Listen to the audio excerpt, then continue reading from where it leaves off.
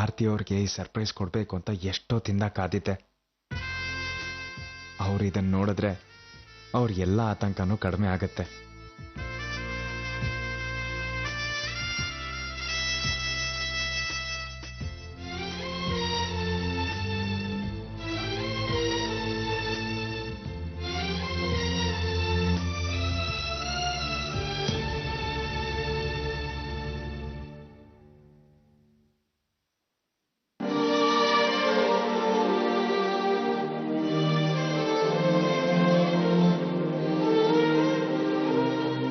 ನಾನು ನಿಮ್ಮ ಮುಖದಲ್ಲಿ ಖುಷಿ ನೋಡಬೇಕು ಅಂತ ಕಾಯ್ತಿದ್ದೆ ಆರ್ತಿಯವರೇ. ಆದ್ರೆ ನೀವು ಈ ರೂಮ್ನಲ್ಲಾಗಿರೋ ಬದಲಾವಣೆನ ಗಮನಿಸೇ ಇಲ್ಲ ಅನ್ಸುತ್ತೆ.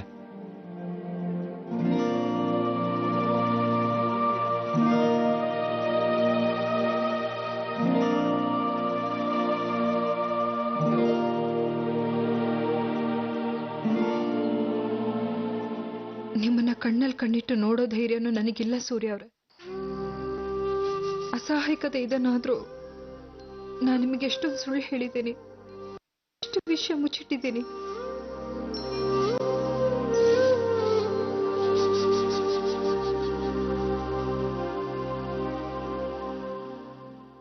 ನೀವು ಫೋಟೋಗಳನ್ನ ನೋಡ್ಲೇ ಇಲ್ಲ ಆರ್ತಿಯವರೇ. ಯಾವ ಆತಂಕ ಗೊಂದಲದಲ್ಲಿ ಸಿಕ್ಕಾಕೊಂಡಿದ್ದೀರಾ?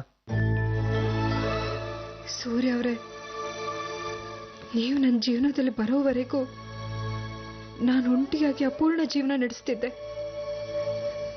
ನಿಮ್ಮ ಒಡನಾಟ ನನ್ನ ಜೀವನದಲ್ಲಿ ಅಳಿಸೋದು ಬಣ್ಣನ ಮತ್ತೆ ತಂದಿದೆ. ನನಗೊಂದು ಹೊಸ ಜೀವನ ಕೊಟ್ಟಿದೆ, ಗೌರವ ಪ್ರೀತಿ ಕೊಟ್ಟಿದೆ, ನಗೋದನ್ನ ಕಲಿಸಿದೆ. ನಾನು ಒಂದೊಂದು ಉಸಿರಿನ ಮೇಲೆ ನಿಮ್ಮ ಹೆಸರು ಬರೆದು ಬಿಟ್ಟಿದ್ದೀನಿ. ಸೂರ್ಯ ಅವರೇ, ತುಂಬಾ ಪ್ರೀತಿಸ್ತೀನಿ. ಯಾವುದೇ ಕಾರಣಕ್ಕೂ ನಾನು ನಿಮ್ಮನ್ನ ಕಳ್ಕೊಳ್ಳೋಕೆ ತಯಾರಿಲ್ಲ.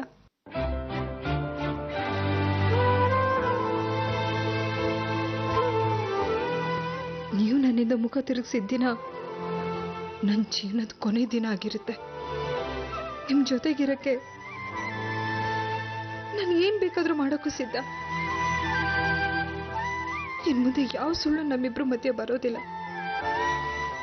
ಅದ್ರ ಪರಿಣಾಮ ಏನೇ ಆದ್ರೂ ಪರವಾಗಿಲ್ಲ. ನಾನು ನಿಮಗೆಲ್ಲ ವಿಷಯನೂ ಹೇಳ್ಬಿಡ್ತೀನಿ. ಟ್ರಾನ್ಸ್ಪ್ಲಾಂಟ್ ಮುಗಿದ ತಕ್ಷಣನೇ ನಾನು ನಿಮಗೆಲ್ಲ ವಿಷಯ ಹೇಳ್ಬಿಡ್ತೀನಿ. ಅರ್ಪಿತಾ ಹೋದ್ಮೇಲೆ ನನಗೆ ಯಾರಾದ್ರೂ ಇಷ್ಟ ಹತ್ರ ಆಗ್ತಾರೆ ಅಂತ ನಾನು ಅಂದ್ಕೊಂಡೇ ಇರಲಿಲ್ಲ. ನೀವು ನನ್ನ ಜೀವನನೇ ಬದಲಾಯಿಸ್ಬಿಟ್ಟಿದ್ದೀರಾ ಆರ್ತಿಯವರೇ. ನಿಮ್ಮ ಖುಷಿ, ನಿಮ್ಮ ಒಡನಾಟ ಇದೆಲ್ಲ ನನಗೆ ತುಂಬಾ ಮುಖ್ಯ. ನೀವೆಲ್ಲ ಜೀವನನ ನನಗೆ ಊಹಿಸ್ಕೊಳ್ಳೋದಕ್ಕೂ ಸಾಧ್ಯ ಇಲ್ಲ ಆರ್ತಿಯವರೇ. ಎಷ್ಟೇ ಕಷ್ಟ ಆದ್ರೂ, ಜೀವನದಲ್ಲಿ ಎಷ್ಟೇ ಏರ್ಪೇರಾದ್ರೂ ನಮ್ಮಿಬ್ರ ಮಧ್ಯೆ ಯಾವುದೇ ತಪ್ಪು ಕಲ್ಪನೆ, ಯಾವುದೇ ಸಮಸ್ಯೆ ಬರೋಕೆ ನಾನು ಬಿಡೋದಿಲ್ಲ. ಯಾಕಂದ್ರೆ ನೀವಿದ್ರೆ ನಾನು, ನಿಮ್ ಖುಷಿನೇ ನನ್ನ ಖುಷಿ ಆರ್ತಿಯವರೇ. ಇದು ನಿಜ ಆರ್ತಿಯವರೇ.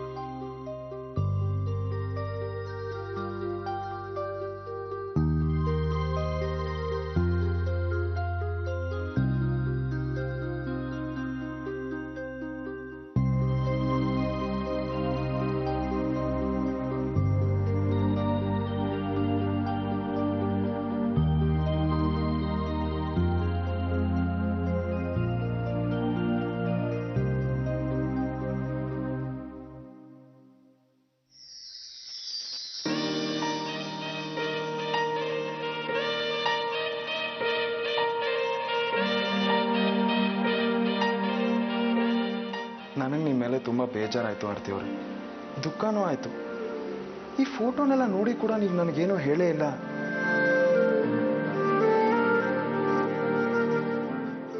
ಸಣ್ಣ ಸಣ್ಣ ವಿಷಯಕ್ಕೆ ನಾನು ಯಾಕೆ ಬೇಜಾರು ಮಾಡ್ಕೊತಾ ಇದ್ದೀನಿ?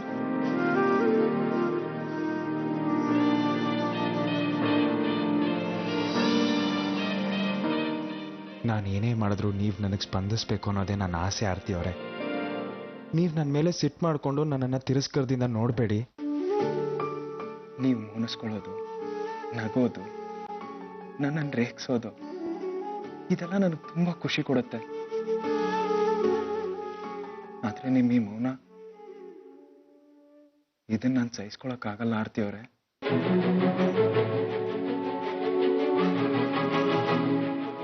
ನನ್ನ ಜೊತೆ ಏನಾಗ್ತಿದೆ ಆರ್ತಿ ಅವರೇ?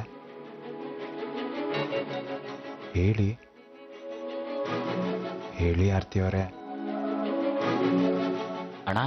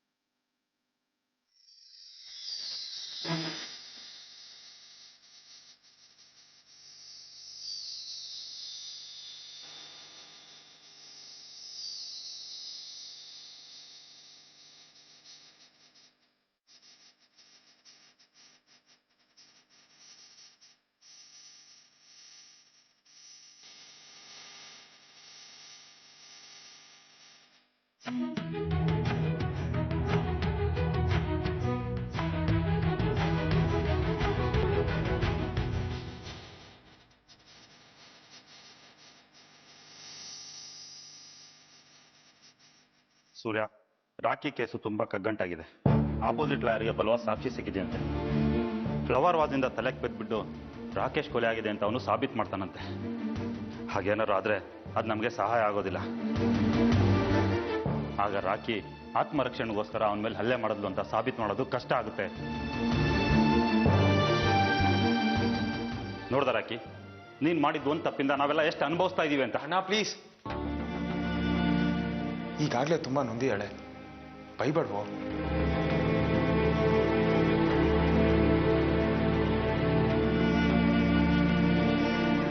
ಅಣ್ಣ, ರಾಕಿನ ಹೇಗಾದರೂ ಮಾಡಿ ಕಾಪಾಡೋಣ. ಇವತ್ತು ಸೆಕೆಂಡ್ ಹಿಯರಿಂಗ್ ಅಲ್ವಾ ಕೋರ್ಟಲ್ಲಿ, ಏನಾದ್ರು ಮಾಡೋಣ.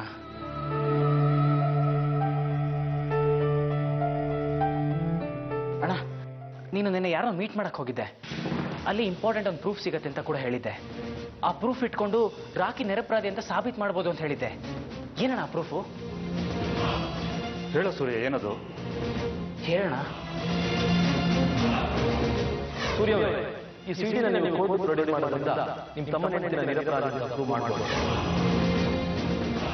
ನೀವೀಗ ಮಾಡೋದ್ರಿಂದ ನಿಮ್ಮ ಮನೆತನದ ಗೌರವ ಮಣ್ಣಾಗುತ್ತೆ. ರಾಜಶೇಖರ ಕುಟುಂಬಕ್ಕೆ ಮಸಿ ಬಂದಾಗುತ್ತೆ. ಇದರಿಂದ ನನ್ನ ತಮ್ಮ ಸಂಬಂಧ ಮುರಿದು ಬೀಳ್ಬೋದು. ಏನ್ ಮಾಡ್ಲಿ? ಭಾಸ್ಕರಂಗೆ ಏನು ಉತ್ತರ ಕೊಡ್ಲಿ? ರಾಖಿನ ಕಾಪಾಡೋ ಸಾಕ್ಷಿ ಭಾಸ್ಕರ್ ರಾಖಿ ಖುಷಿನ ಅವ್ರ ಸಂಬಂಧನ ಧ್ವಂಸ ಮಾಡ್ಬಿಡುತ್ತೆ.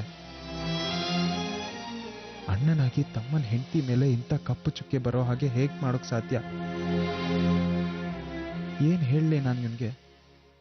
ಅಣ್ಣ ಹೇಳ. ಭಾಸ್ಕರ್, ಆ ಸಾಕ್ಷಿಯಿಂದ ಏನೂ ಪ್ರಯೋಜನ ಇಲ್ಲ ಕಣೋ. ಆದ್ರೆ ರಾಕೇಶ್ಗೆ ಯಾವುದೇ ರೀತಿ ಅನೈತಿಕ ಸಂಬಂಧ ಇರಲಿಲ್ಲ ಅಂತ ಪ್ರೂವ್ ಮಾಡೋದಕ್ಕೆ ಹೊರಟಿದ್ದಾರೆ. ಅದೇ ನನಗೆ ಭಯ ಆಗ್ತಿರೋದು.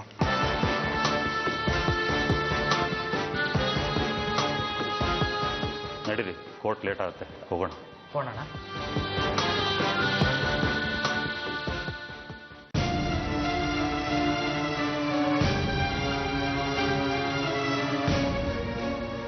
ರಾಖಿ, ನಿನ್ಗೇನಾಗೋದಕ್ಕೂ ನಾನು ಬಿಡಲಿಲ್ಲ ಕಣೆ. ನೀನು ಯೋಚನೆ ಮಾಡಬೇಡ. ನೀನೇ ನೋಡಿದೆ ಅಲ್ವಾ, ಸೂರ್ಯ ಅಣ್ಣ, ರವಿ ಅಣ್ಣ ನಿನ್ನ ಕೇಸಿಂದ ಹೊರಗೆ ತರೋದಕ್ಕೆ ಎಷ್ಟು ಹೋರಾಡ್ತಿದ್ದಾರೆ ಅಂತ. ಅವ್ರು ಖಂಡಿತವಾಗ್ಲೂ ನಿನ್ನ ಹೊರಗೆ ತಂದೆ ತರ್ತಾರೆ ಕಣೆ. I promise you. ಸೂರ್ಯ ಅವರೇ,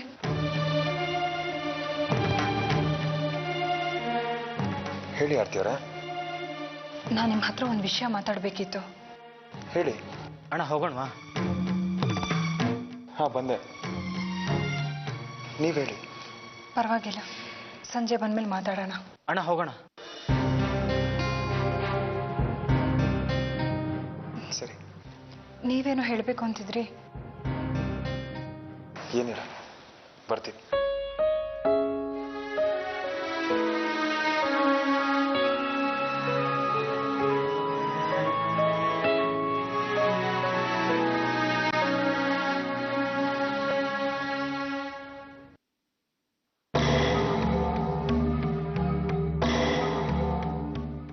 ಎದ್ಯಾ? ಏನಿವತ್ತು ಇಷ್ಟೊತ್ತು ಮಲಗ್ಬಿಟ್ಟಿದ್ದೆ? ನಿನ್ನೆ ಎಲ್ಲ ಸುತ್ತಾಡ್ಕೊಂಡು ಬಂದಿದ್ಯಲ್ಲ, ಸುಸ್ತೆಲ್ಲ ಹೋಯ್ತಾ? ಅಹಲ್ಯ, ಶುರುವಿನ ದಿನಗಳಲ್ಲಿ ಹೀಗೆ ಸುಸ್ತಾಗೋದು. ಇಂಥ ಸಮಯದಲ್ಲಿ ಎಷ್ಟು ರೆಸ್ಟ್ ತಗೊಂಡ್ರೆ ಅಷ್ಟು ಒಳ್ಳೇದು. ಆಗ್ಲೇ ಅಲ್ವಾ ನಮ್ಮನೆಗೆ ಒಳ್ಳೆ ಆರೋಗ್ಯವಂತ ಮಗು ಬರಕ್ಕಾಗೋದು. ಇದು ನಿನಗೆಲ್ಲ ಗೊತ್ತಾಗಲ್ಲ. ಸುಮ್ಮನೆ ಅವಳನ್ನೇನು ಅನ್ಬೇಡ. ಆರ್ತಿ, ತುಪ್ಪದ ಸಜ್ಜಿಗೆ ನಾನೇ ಮಾಡಿಟ್ಟಿದ್ದೀನಿ. ಇಂಥ ಸಮಯದಲ್ಲಿ ಉಪವಾಸ ಇರೋದು ಒಳ್ಳೇದಲ್ಲ. ನೀನ್ ರೂಮಲ್ಲಿರು, ನಾನೇ ಕಳಿಸ್ಕೊಡ್ತೀನಿ.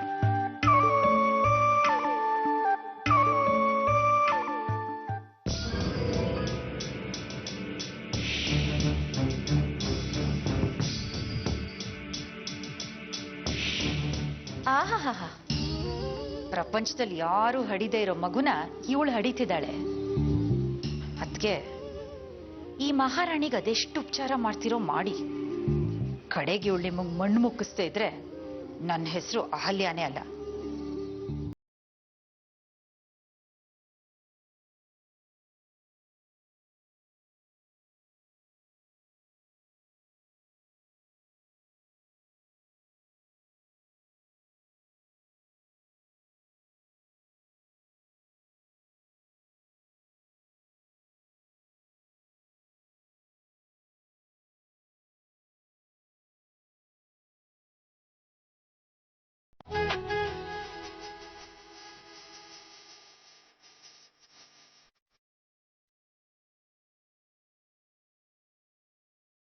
ಆರ್ತಿ, ನಾನು ನೋಡ್ತಾ ಇರೋದು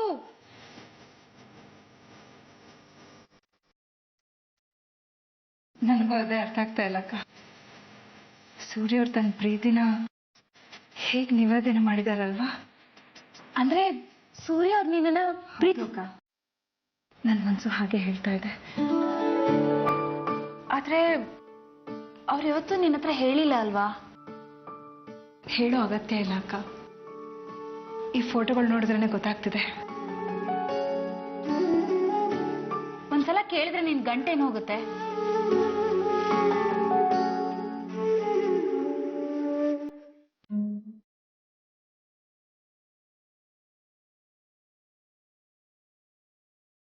ಅವ್ರ ಬಾಯ್ಬಿಟ್ಟು ಯಾಕೆ ಹೇಳಬೇಕು? ಮಾತಿಗಿಂತ ಮೌನನೇ ಹೆಚ್ಚು ಮಾತಾಡುತ್ತೆ ಅಲ್ವಾ?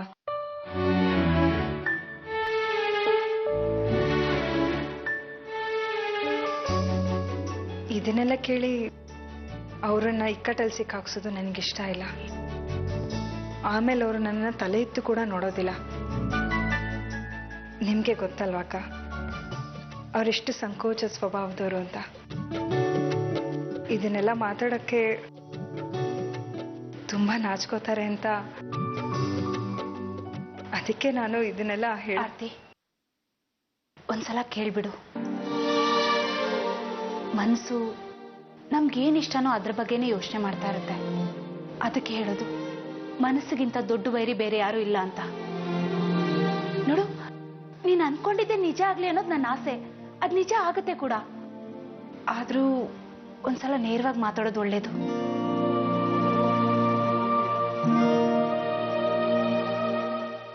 ಸರಿ ಅಕ್ಕ, ನೀವು ಹೇಳ್ತಿದ್ದೀರಾ ಅಂತ ನಾನು ಅವ್ರ ಹತ್ರ ಕೇಳ್ತೀನಿ.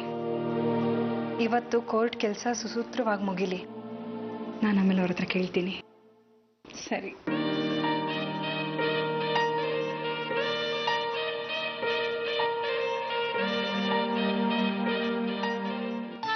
ಸೂರ್ಯ, ನಮಗೆ ಮುಂದಿನ ತಾರೀಕು ಕೊಟ್ಟಿದ್ದಾರೆ. ನಾನು ಮಾಡಿದ ಆರ್ಗ್ಯುಮೆಂಟಿಂದ ಜಡ್ಜ್ ಸಾಕಷ್ಟು ಕನ್ವಿನ್ಸ್ ಆಗಿದ್ದಾರೆ. ಮುಂದಿನ ತಾರೀಕೊಳಗೆ ಎಲ್ಲ ಸಾಕ್ಷಿಗಳನ್ನ ಒಂದುಗೂಡಿಸ್ಬೇಕು. ಅದರಿಂದ ರಾಕಿನ ಈ ಕೇಸಿಂದ ಬಿಡುಗಡೆ ಮಾಡಿಸ್ಬೋದು. ಭಾಸ್ಕರ, ರಾಕಿ ಇನ್ನೊಂದ್ಸರಿ ಇಂಥ ತಪ್ಪು ಮಾಡಿದ್ರೆ ನಾನು ಕಾಪಾಡೋಕೆ ಬರೋಲ್ಲಪ್ಪ. ನೀನೇನಣ್ಣ ಒಳ್ಳೆ ರಾಕಿಗೆ ತಪ್ಪು ಅನ್ನೋಂಗೆ ಮಾತಾಡ್ತಿದ್ಯಾ? ಅನ್ಭವಿಸ್ತಾರ ಗೊತ್ತು ಎಷ್ಟು ನೋವಾಗುತ್ತೆ ಅಂತ. ನನ್ನ ರಾಕಿ ಬಗ್ಗೆ ನನಗೆ ಚೆನ್ನಾಗಿ ಗೊತ್ತು. ಅವಳು ತಪ್ಪು ಮಾಡೋದಕ್ಕೆ ಸಾಧ್ಯನೇ ಇಲ್ಲ. ಭಾಸ್ಕರ್, ನೀನು ತಪ್ಪು ತಿಳಿದಿದ್ಯೋ, ಆದರೆ ನಾನು ನಿನಗೆ ನಿನ್ನ ನಿಜ ಹೇಳಿ ನೀನು ಈ ತಪ್ಪು ತಿಳುವಳಿಕೆನ ದೂರ ಮಾಡೋ ಸ್ಥಿತಿಲೂ ಇಲ್ಲ.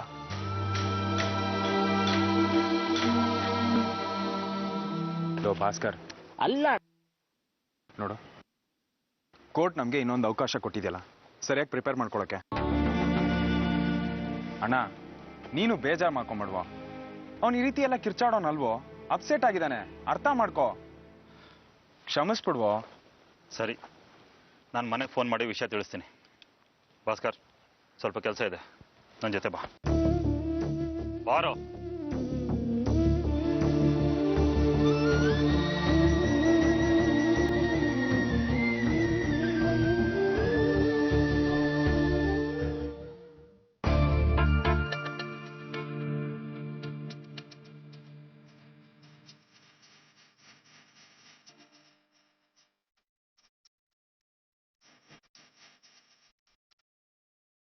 ಸಾಕು ಸೂರ್ಯ ಅವರೇ, ನೀವು ಸಂಜೆ ಮನೆಗೆ ಬರೋವರೆಗೂ ನನ್ನ ಕೈ ಕಾಯಕ್ಕಾಗಲ್ಲ.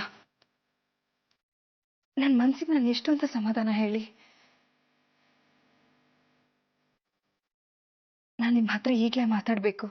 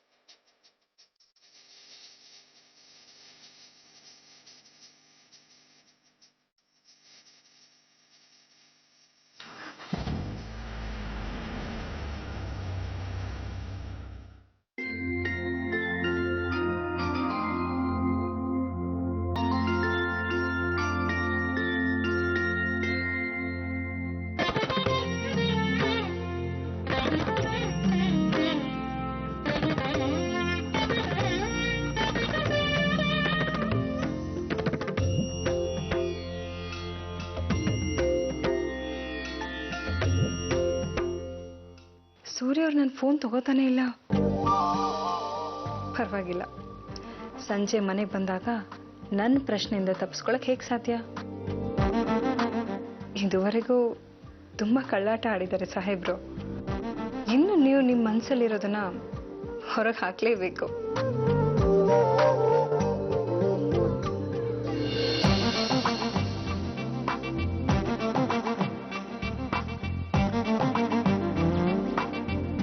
ಆರತಿಯವ್ರು ಫೋನ್ ಮಾಡಿದ್ದಾರೆ.